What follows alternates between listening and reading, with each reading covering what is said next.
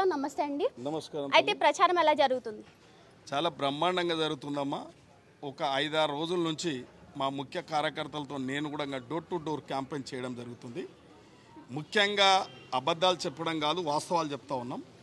ఈ ప్రాంతం గత ఎమ్మెల్యే అంతా నిర్లక్ష్యం చేసిండు, అభివృద్ధి చేయలేదు, సంక్షేమం పట్టించుకోలేదు, ప్రజలను పట్టించుకోలేదు. ఇవాళ రాష్ట్ర ప్రభుత్వం, ఇవాళ రాష్ట్ర ముఖ్యమంత్రి ఒక విశ్వాసపాత్రుడైండు, ఒక మంచి పనిమంతుడు అని చెప్పి ప్రజలు మెప్పులు పొందుతూ ఉన్నాడు. కాబట్టి ముఖ్యంగా ఇందులో ఒక మంచి నిర్ణయం జరిగింది. అభ్యర్థి నవీన్ యాదవ్ అనే క్యాండిడేట్ చాలా చక్కటి అభ్యర్థి.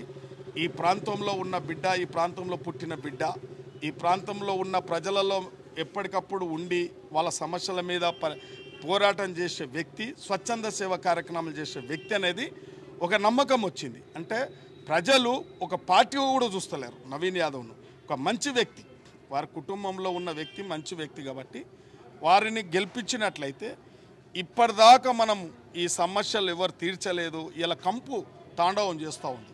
ఇలా నాలాల డ్రైనేజ్ వ్యవస్థ అంతా అస్తవ్యస్తంగా ఉంది. కాబట్టి